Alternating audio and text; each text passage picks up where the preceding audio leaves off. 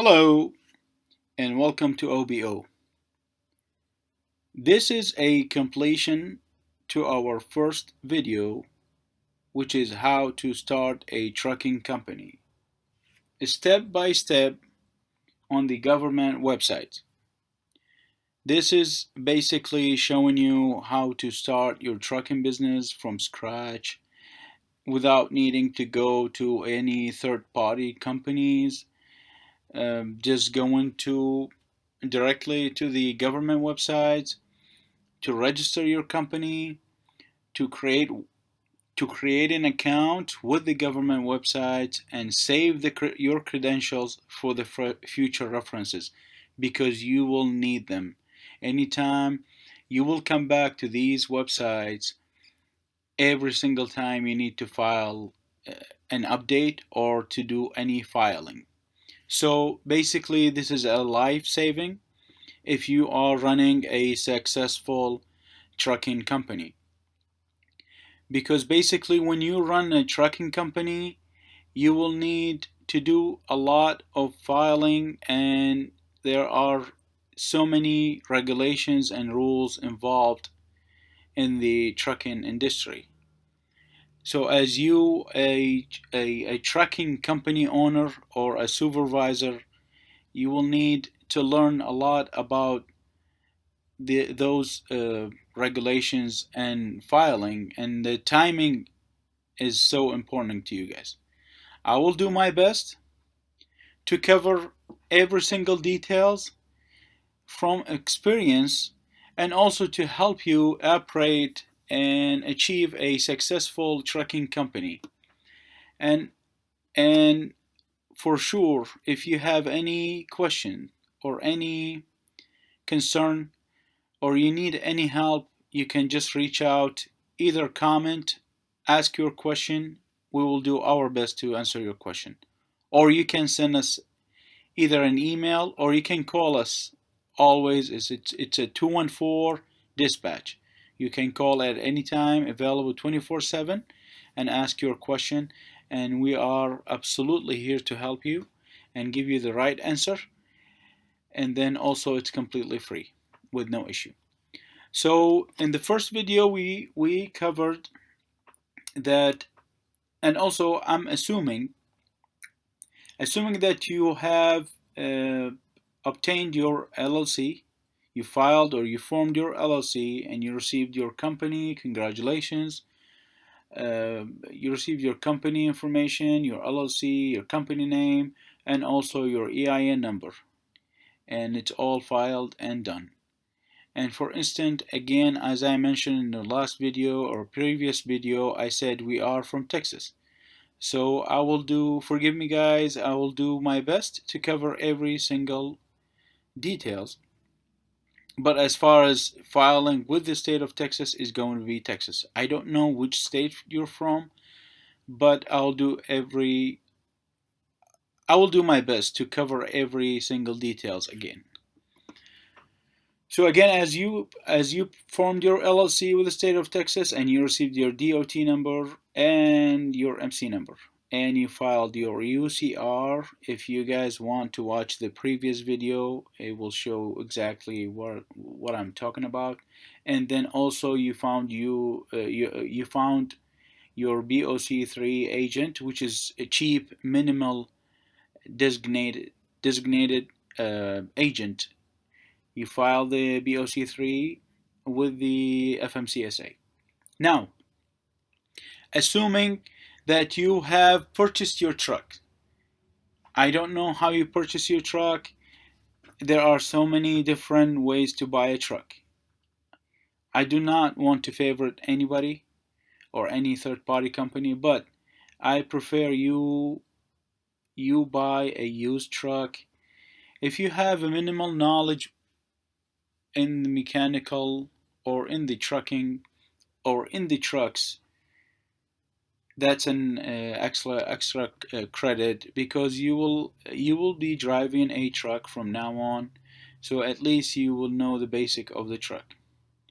As far as buying a used truck from an auction, it's a good option. It's a good option, but it will cost you a little bit more than buying from a person or buying from directly from a person.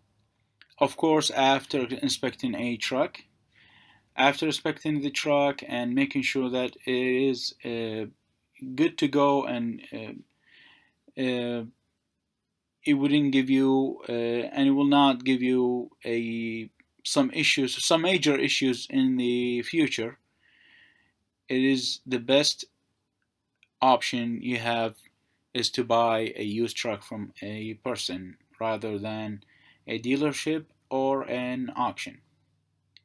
As far as a person, you can reach out either to eBay. You will find quite a few trucks from directly from people, or you can try Facebook Marketplace. That's a good option now. Those two are good, are the good options so far. Other than that, either it's a dealership or an auction site.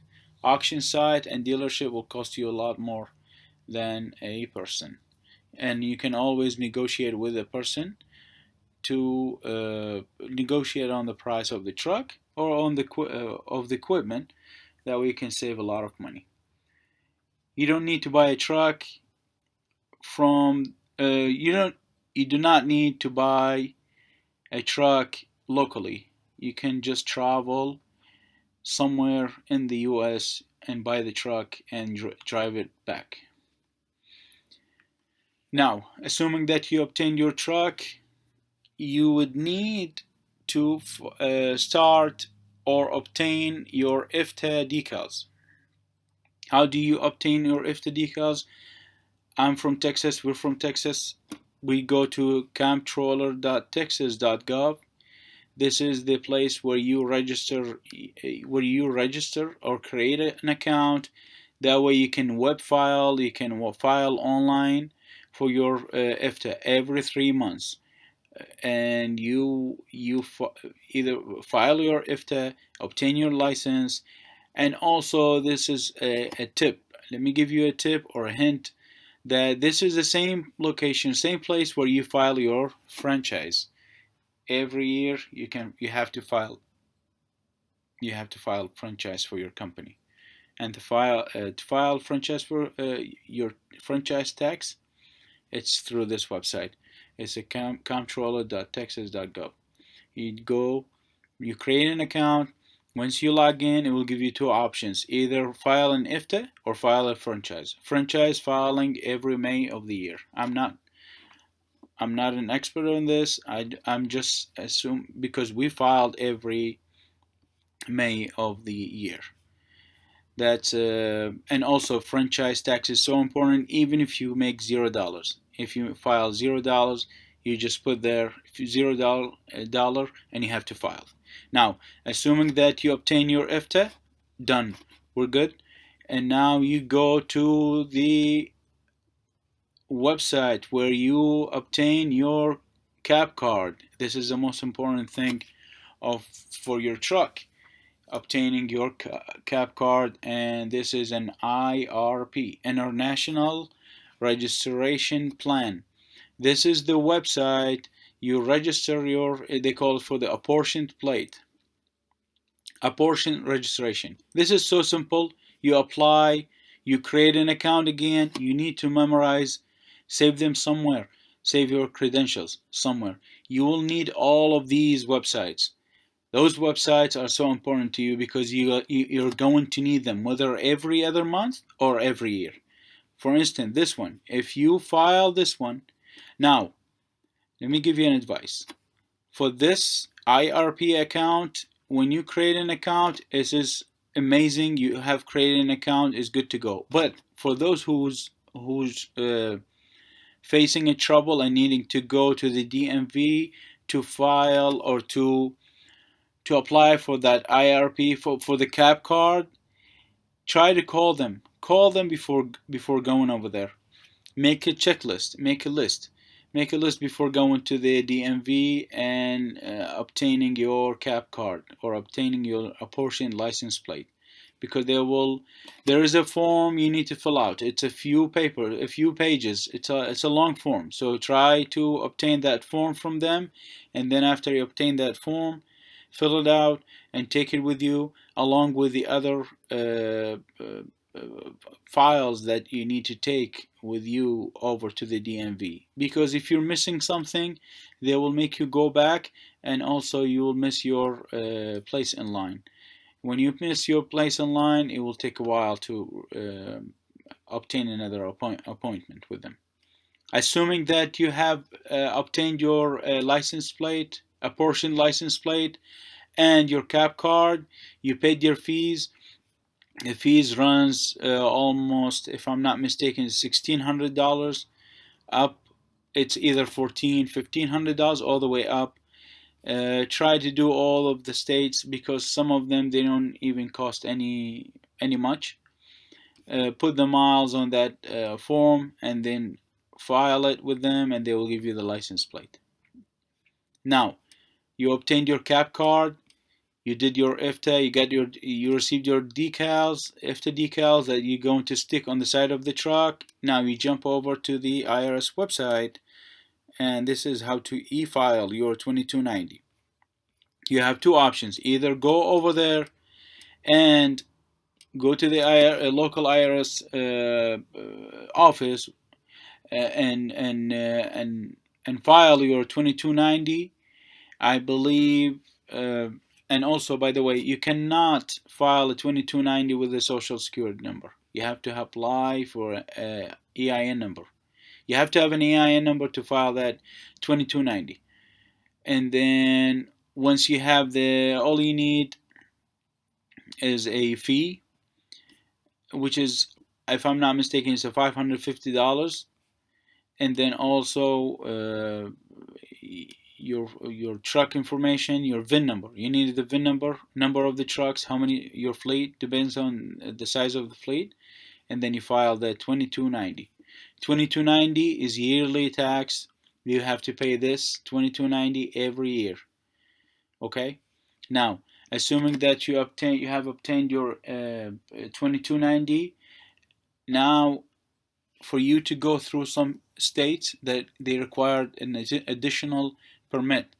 For instance, we have New York. The New York state requires a license, and this is the official website for New York. To give you guys an advice and to show you, it's so simple. It's just one click and you obtain that sticker.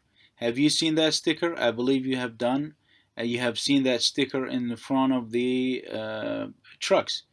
You have to have that sticker in order to go through New York. Other than that, you will get fined at the entry of the states that require a permit. What are those states?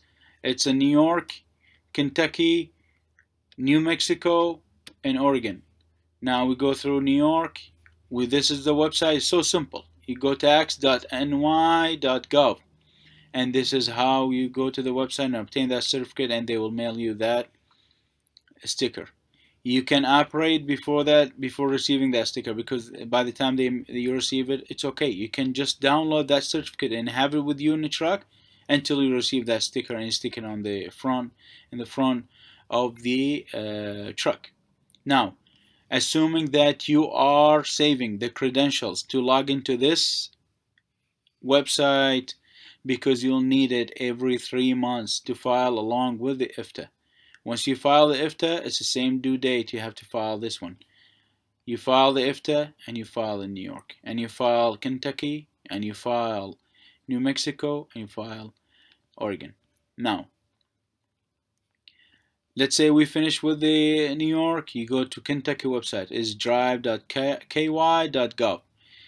You apply for the KYU license. It's so simple.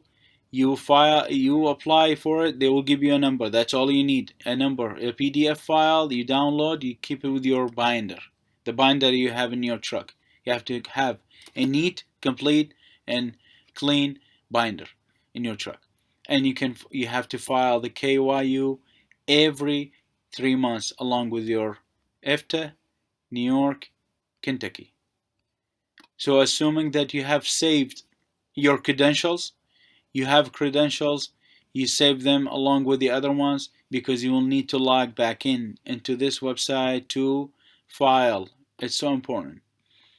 Now you jump into the New Mexico, apply for that weight distance tax electronic the permit.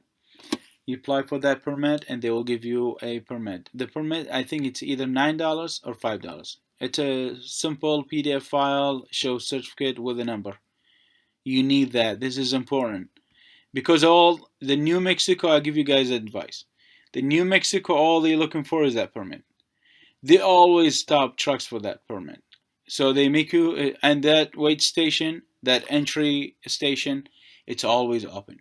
And you just drive by and they look from the window and they type in your VIN number, the last 6 digits of your VIN number, and they will find out if you're registered with them or not. If you're not registered, they will stop you, give you fine, and they make you register right there at the station. And after you obtain after you obtain this permit, the e-permit, which is again a PDF file, print it out, and then save it in the binder. Also, Oregon is the same idea, same situation. So those are the four states that you need to file or obtain a permit to go through them, and you need also to file every 3 months along with your IFTA. I hope I'm not missing anything. If I'm missing anything, you guys always can ask question. Any question you guys have, it's our job to make you guys succeed. We're here to help. So any question you have, any concern, any confusion, or anything that you guys confused about, I know it's frustrating. I know it's a kind of too much filing at the beginning, but believe me, if you do things the right way, if you do them correctly, if you have them organized, and you do them yourself, because when you have access to them, you can make them every 3 months. It's one click, and you just have all the filing done, and instead of just looking and asking questions or missing dates. Again, I hope I covered every topic or every details about obtaining your forming your LLC, obtaining your DOT, filing your UCR. Again, UCR is yearly, and getting or receiving that or hiring that BOC3 agent, obtaining your CAP card. You need that CAP card, and it has expiration, and you have to do it every single year. And doing that, obtaining that IFTA.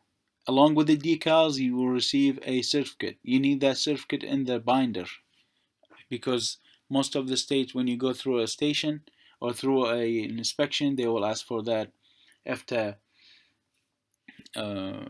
certificate. And also the permits. I hope I was helpful or it was useful showing you how to obtain the permit for every single state. Thank you guys for watching.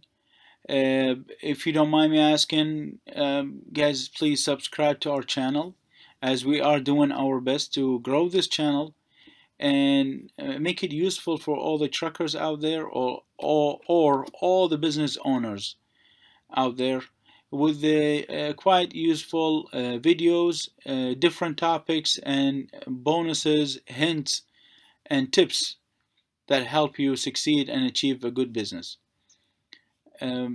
If you guys have any other questions or any concerns, you can reach out to us. We're available 24/7. Call 214 dispatch. Again, it's 214 dispatch. You can call us at any time. We're here to help. We can help you with any business topic or any business question. Thank you again, guys, for watching, and stay tuned for the next video.